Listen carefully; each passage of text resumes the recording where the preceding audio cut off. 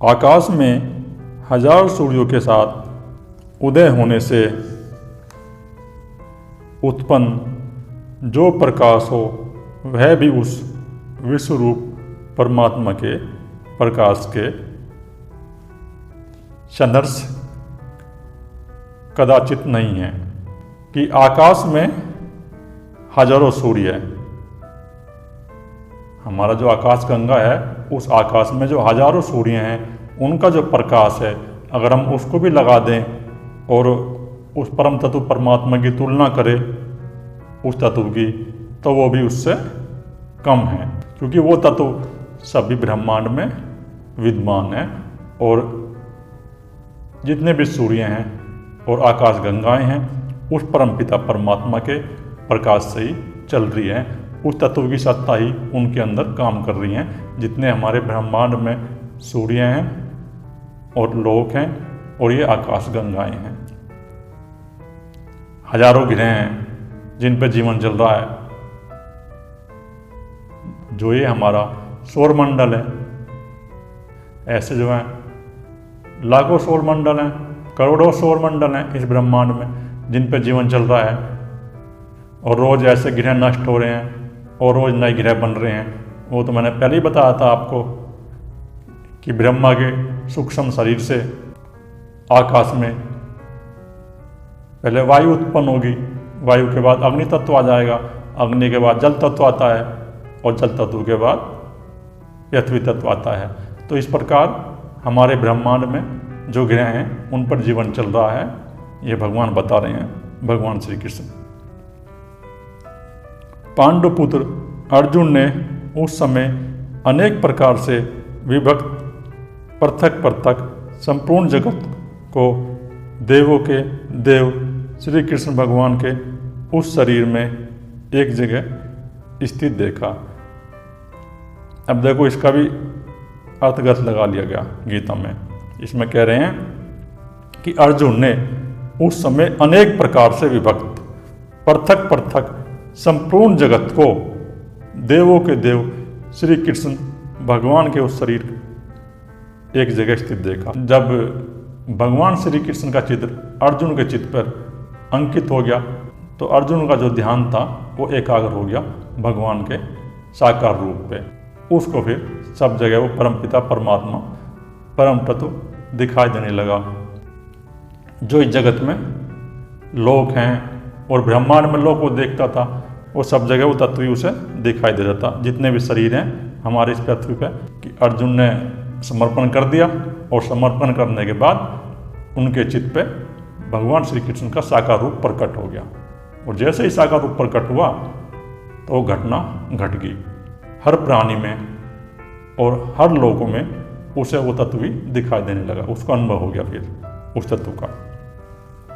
उसके अनंतर वे आश्चर्य से चकित और पुलकित शरीर अर्जुन प्रकाश में विश्वरूप परमात्मा को श्रद्धा भक्ति सहित सिर से प्रणाम करके हाथ जोड़कर बोले। भक्ति सहित श्रद्धा सहित परमात्मा को, वो जो उस परमपिता परमात्मा का सदगुरु का साकार रूप अगर हमारे चित्त पर प्रकट होगा तो वो भक्ति भाव हमारे अंदर होगा जब ही होगा, श्रद्धा हमारे अंदर होगी जब ही होगा। इससे पहले वो सदगुरुदेव का हमारे चित्त पर जो है वो चित्र प्रकट नहीं होगा, जो साकार शरीर का चित्र है। और वे हाथ जोड़कर प्रणाम करने लगे।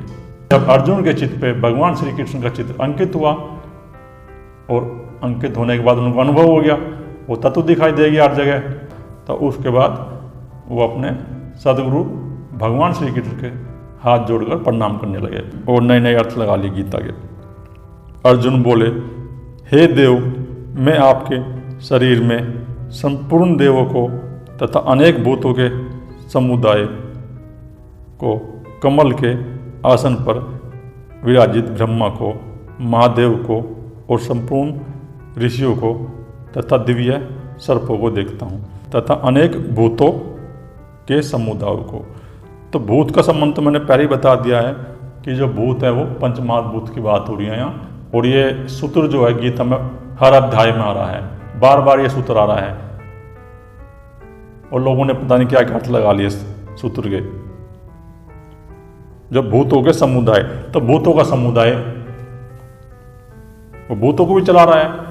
वो जो तत्व है, वो परमपिता परमात्मा की जो सत्ता है, वो ये जो पंच महाभूत है इनको भी चला रहा है, वो इनके अंदर ही प्रकट है। कमल के आसन पर विराजित ब्रह्मा को, और जो कमल के आसन पर ब्रह्मा को, महादेव को और संपूर्ण ऋषियों को तथा दिव्य सर्पों को देखता है, तो वो तत्व ही उनके अंदर दिखाई दे रहा। वो सब के अंदर वो तत्व ही है, चाहे वो महादेव हो, चाहे वो ब्रह्मा हो, चाहे ऋषि हो, चाहे सर्प हो। अर्जुन को वो तत्व सबके शरीर में दिखाई देने लगा। और संपूर्ण भूत, जितने भी ये भूत हैं, उन भूत के अंदर भी वो तत्व दिखाई देने लगा। और महादेव और संपूर्ण ऋषियों को भी वो दिखाई देने लगा, और सर्पों को दिखाई देने लगा। वे संपूर्ण विश्व के स्वामी, तो वे संपूर्ण विश्व के स्वामी हैं। जब अर्जुन ने देख लिया कि वो तत्व सबके अंदर है, और वो ब्रह्मांड में जो निम्न लोक हैं वो भी उस तत्व से ही चल रहे हैं, अर्जुन को ये सब अनुभव हो गया। आपको अनेक भुजा, पेट, मुख और नेत्रों से युक्त तथा सब ओर से अनंत रूप वाला देखता हूँ। हे विश्वरूप, मैं आपके न अंत को देखता हूँ, न मध्य को देखता हूँ, न आदि को देखता हूँ। तो इसमें अर्जुन कह रहे हैं कि आपके अनेक भुजा, पेट, जो उस परम पिता परमात्मा की भुजाएं और ये मुख है ना, वो इसका अर्थ ये है कि उस तत्व से ही ये सब निकल रहे हैं। उस परम पिता परम तत्व से ही जो है वो मुख लगे हुए हैं। भगवान श्री कृष्ण के उस पर वो दिखाया जो है, टीवी में तुमने देखा है, और तुम उसी को सत्य मान के बैठ गए, उसका अर्थ नहीं निकालते। किसी से जल निकल रहा है, किसी से अग्नि निकल रही है, किसी से वायु निकल रही है, किसी के अंदर आदमी जा रहे हैं और किसी के मुंह से जो आदमी बाहर निकल रहे हैं, और किसी का कोई मुंह ऐसा लगा हुआ है जिसमें नए लोग निकल रहे हैं, नए जो लोग के ब्रह्मांड में प्रकट हो रहे हैं। तो ये इसमें दिखाया था चित्र में। तो इसका अर्थ ये है कि वो तत्व जो है, उस तत्व से ये सारा ब्रह्मांड चल रहा है, और ब्रह्मांड में ये घटना घट रही हैं। हजारों लोग जो हैं परलय में जा रहे हैं, और हजारों लोग नए निकल रहे हैं ब्रह्मांड से। तो वो चेतन शक्ति से ही निकल रहे हैं। और जब ब्रह्मांड में जो नए लोक पर जीवन सक्रिय होता है, जो नए लोक पर जो जगत सक्रिय होते हैं, तो वो जो ब्रह्मा का सूक्ष्म शरीर है, मैंने पहले ही बताया था कि जो ब्रह्मा का सूक्ष्म शरीर है, वो ब्रह्मा का सूक्ष्म शरीर है 3 गुणों की माया। तो ये माया जो है, ये माया से इस जगत की रचना होती है। वो तत्व है, वो तत्व उस माया को भी चला रहा है, तो उस तत्व की जो है रचना हो जाती है। इसके अर्थ गलत लगा लिए गए कि वो जो परम तत्व परमात्मा है वो सबको चला रहा है, चाहे कोई पशु हो, चाहे पक्षी हो, चाहे वृक्ष हो, और हमारी पृथ्वी पर जितने प्राणी हैं, पृथ्वी की छोड़ो, ब्रह्मांड में जितने प्राणी हैं। तुम सोच के बैठ गए कि यहाँ पृथ्वी पर जीवन है? ब्रह्मांड में करोड़ों अरबों ग्रह हैं ऐसे जिन पर जीवन चल रहा है, और नष्ट हो रहे हैं, नए लोग प्रकट हो रहे हैं, और तुम यहाँ भी अहंकार करके बैठ गए। चेतना स्तर कितना गिर गया तुम्हारा। वो जो परमपिता परमात्मा है, वो चेतन शक्ति है, उसमें अहंकार सक्रिय हो गया है। और ये 3 प्रकार के अहंकार है हमारे। तमोगुण का अहंकार हो गया, सतोगुण का अहंकार हो गया, रजोगुण का अहंकार हो गया, और जिस गुण का अहंकार हो गया है, अगर हमें तमोगुण का अहंकार हो गया है तो नियम में प्रकृति का सीधा था, इसमें तो कुछ अर्थ नहीं है। और नए नए लोगों ने अर्थ निकाल कर देख लिए, भटका रहे हैं लोगों को, अनुभव है नहीं बिल्कुल भी। कोई कह रहा है कि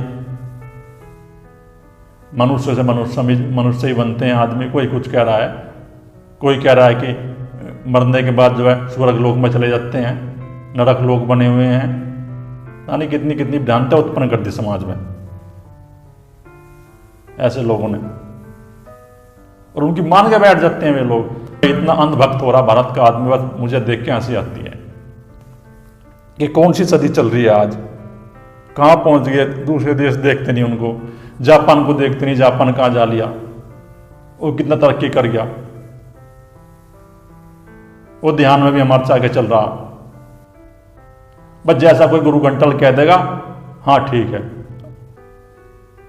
क्योंकि सीधा सा अर्थ है, जो तुम्हारी चेतना का स्तर वो सबसे नीचे स्थान पर आ गया है, तुम्हारे अंदर वो आसक्ति काम प्रकट हो गया है, तुम्हारा जो प्राण है ना वो मूलाधार पर अटक गया है, और जिसका प्राण मूलाधार पर अटक गया तो जगत में आसक्त हो गया, तमोगुण का अहंकार सक्रिय हो गया उसके अंदर, और जिसके अंदर तमोगुण का अहंकार सक्रिय हो गया तो जो दूसरा व्यक्ति है अगर उसकी चेतना का स्तर थोड़ा भी ऊपर है ना वो तुम्हें सम्मोहन कर देगा,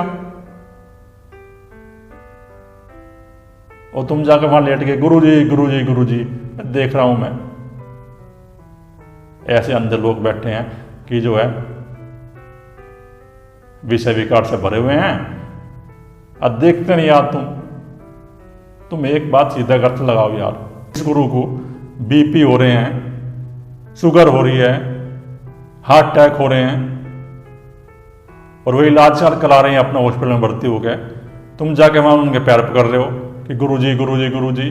अरे विवेक बुद्धि से देखो, ये है तुम्हारी जैसे ही है, चेतना का स्तर उनका वही है, पहले या दूसरे चक्र पर अटका हुआ है, अभी समाधिष्ठान पर अटका हुआ है या मूलाधार पर अटका हुआ है, देखते नहीं, बिल्कुल भी अनुभव नहीं करते। और एक आंख से तुम देख लो, चलो छोड़ो, मैं तो एक बात कर रहा हूं सीधी सी, जिस गुरु के पास जा रहे हो तुम देखो उसका एक बार चिट्ठा बोल के, जिसके लाखों लाखों अनुयायी बने हुए बैठे हैं, 10-10 लाख 20-20 लाख करोड़ों करोड़ों, क्या चल रहा है उस संस्था में? तुम्हारे अंदर विवेक नहीं है, आंख नहीं है बिल्कुल भी। चेतना का स्तर अंग्रेजों से भी नीचे आ गया यहाँ का, भारत का, उनका फिर भी एक लेवल में रहता है, मणिपुर चक्र दूसरे चक्र पर रहता है उनका, या तीसरे, यहाँ का बिल्कुल नीचे आकर अटक गया, प्राण मूलाधार पर अटक गया, देख ही रहा, विवेक बुद्धि उत्पन्न नहीं करा, अंधे हो रहे सब, एक आदमी चल दिया सब उसके पीछे चल दिए, सब मौन हो रहे हैं सब, और गांव में नई नई भ्रांति उत्पन्न हो रही, सोचता ही बिल्कुल भी मनुष्य अपनी बुद्धि का इस्तेमाल नहीं करता। देख लो उन संस्थाओं में एक बार उनका खोल के विवेक बुद्धि उत्पन्न करो अपने, जहां तुम जा रहे हो गुरु है उसका, गुरु मर गया, गुरु के मरने के बाद उसकी घरवाली बैठ गई, घरवाली मरने के बाद उसकी लड़की बैठ गई, तो क्या चल रहा? तुम्हारे अंदर विवेक नहीं है, देख नहीं सकते यहाँ विवेक बुद्धि से कि कैसे ये जगत में आ सकते हैं। उस संस्था में लाखों लोग हैं, उनमें कोई ऐसा आदमी नहीं है जो उस संस्था को चला ले, दान दे रहे हैं वहां लोग लाखों लाखों के, कई हजार बीघे की जमीन खरीद दी उन लोगों ने, विदेश में रह रहे हैं, मजे मार रहे हैं सारे, देखते नहीं बिल्कुल भी। और ऐसे लोगों ने अध्यात्म बदनाम करके रख दिया, अध्यात्म की बदनामी हो रही है हर जगह, जो सच्चे साधक हैं वो भी निकलते नहीं, वो चुप पड़े रहते हैं अपने ध्यान में, इन लोगों की वजह से ही। जो साधक हैं असली, जो ध्यान में है, वे जगत में आना नहीं चाह रहे, वो शक्ति धक्के देती है बार बार, लेकिन फिर भी वे पाखंड फैल गया पूरी तरह से, देश में फिर गए। अरे इससे तुम एक काम कर लो, इससे तो फिर ये भी काम ठीक है कि अपने गांव में कीर्तन करवा लो, भागवत वाले को बुलाओ, वो कथा करवा लो, वो कथा कह देगा तो लेडी जन कुछ बता देगा, कीर्तन हो जाएगा गांव में, इनसे तो वे ठीक है। वे बेचारे कम से कम लाल कपड़े पहन के पाखंड तो नहीं रचते, जैसे हैं अपने ठीक हैं जिस कपड़े में हैं, पता नहीं क्या क्या अर्थ लगा लिए लोगों ने। समाधि का देखो क्या लगा लिया, अरे समाधि का अर्थ सीधा समाधान, जिस मनुष्य की सारी समस्याओं का समाधान हो गया, खत्म हो गया उसका, जिसका आगे चक्र खुल गया, कोई विषय विकार नहीं रही, खत्म हो गया, निर्विकल्प समाधि उपलब्ध होगी उसको। तुमने समाधि का अर्थ लगा लिया कि वो समाधि लगा के बैठ गया और बैठा है हजारों हजारों साल तक, मूर्खता उत्पन्न हो रही है समाज में। सरकार भी कुछ करती नहीं, लोगों के खिलाफ कार्रवाई, अरेस्ट करवा के बंद नहीं करती ना, भ्रांतियां फैल रही है सारे समाज में, लोग जा रहे हैं उनके पीछे, पढ़े लिखे बड़े बड़े IAS भी, अर्थहीन देखते इनका, अरे अपना वेद खोल के देख लो क्या अर्थ है समाधि का, वही पता चल जाएगा। तुम उपनिषद खोल के देख लो, उसमें पता लग जाएगा। पढ़ते तो मैं नहीं उपनिषद उठा के, वेदांत दर्शन पढ़ लो, पता लग जाएगा तुम्हें समाधि का अर्थ क्या है समाधि। वैसे तो ये अनुभव का विषय है, भटका कर रख दिया समाज।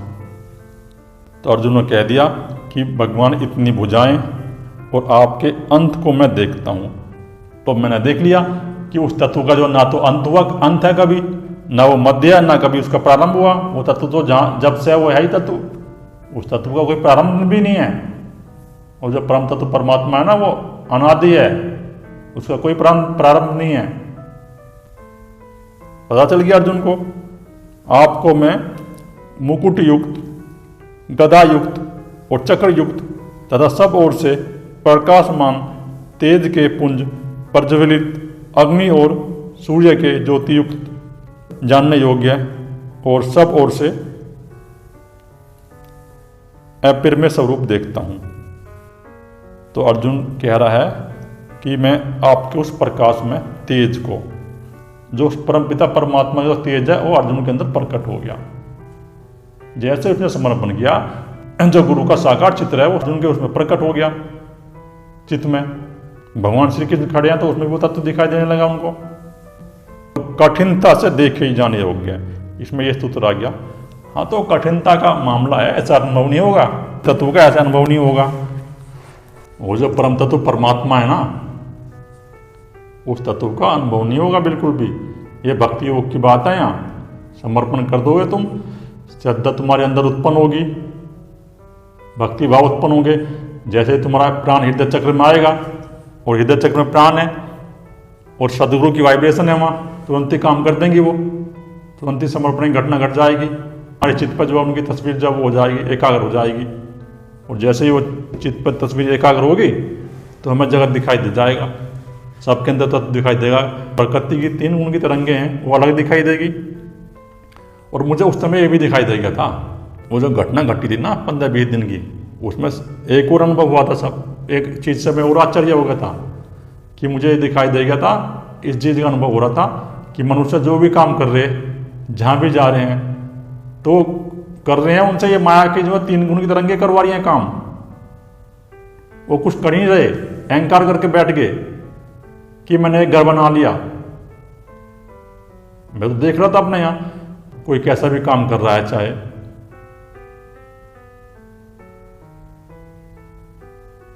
एक कसाई मुझे दिख रहा था मुर्गे काटते हुए, मुझे दिखाई दे रहा ये कर ही नहीं रहे, माया के 3 गुण तरंगे काम करवा रही है इनसे।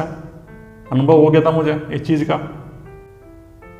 और ये जो माया के 3 गुण के तरंगे हैं ना, इनका एक विज्ञान है। इनका विज्ञान ये है कि मनुष्य जिस समाज में चला जाएगा, जिस समाज में चला गया वो, तो उसके अंदर ये गुण की तरंगे ऐसी सक्रिय हो जाती हैं उसके चित्त के अंदर, वे ही काम कराती हैं उससे, और वे तरंगे सक्रिय हो जाएंगी तो उसके जो अहंकार में जीवात्मा की तरंगे बढ़ जाएंगी और उसका जीवात्मा की गति वैसी हो जाएगी। उनके जो अहम भाव अहंकार है, जो ब्रह्मा का सूक्ष्म शरीर है, उसके अंदर जो है, अगर वो तमोगुणी समाज में है, हिंसा वाले समाज में है, तो सक्रिय हो जाएंगे उसके अंदर वे तरंगे, फिर उसी समाज में चला जाएगा। जब भी तो कहा भगवान ने कि पेतों को पूजने वाले पेतों में, पितरों को पूजने वाले पितरों में, देवों को पूजने वाले देवों में। जो देवता हैं वो सतुगुणी मनुष्य हैं, जो समाज की सेवा कर रहे हैं, मानवता की सेवा कर रहे हैं, ध्यान साधना कर रहे हैं, भक्ति कर रहे हैं, तो सतुगुणी हो गए मनुष्य, वो देव हो गए। और जो रजोगुणी मनुष्य जो समाज की व्यवस्था बना रहे हैं, समाज को चला रहे हैं, और रजोगुणी हो गए। और जो तमोगुणी मनुष्य हैं, जो सिर्फ समाज को हानि पहुंचाते हैं, जो आपराधिक कार्य करते हैं, उनके अंदर भी तरंगे सक्रिय होगी। तो अगर कोई सतोगुणी वाला मनुष्य उस समाज में चला जाएगा आपराधिक कार्य में, तो तरंगे हो जाएंगी वे सक्रिय।